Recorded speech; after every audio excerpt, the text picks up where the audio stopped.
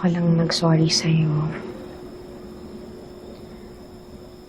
Pasensya ka na kasi nawala ng control si Mommy.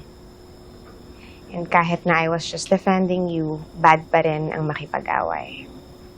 Okay? So from now on, iiwasan ko na si Mommy Shy mo para masigurado kong hindi na mauulit yung nangyari kay Ina. Pero, ba't ganun po si Mommy Shy? Parang nagbago na po siya. I still love her, kaya lang po, parang hindi na po siya yung Mommy Shy na kilala ko.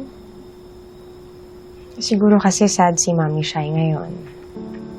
Alam mo kapag sad yung tao, minsan they do bad things para ilabas yung galit nila. Baka po sad si Mommy Shy kasi po, wala po siyang kasama sa bahay. And Dad and I are here. Kaya po siya sad kasi po, nag-iisa lang po siya.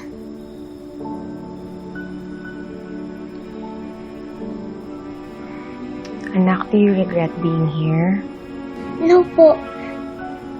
Because you take care of me po. And sabi po ni Daddy, family daw po tayo. Kasi po, you're my real mom.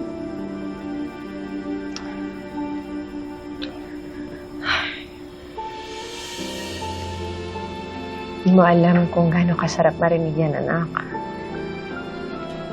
I love you so much. I love you din po, Mommy.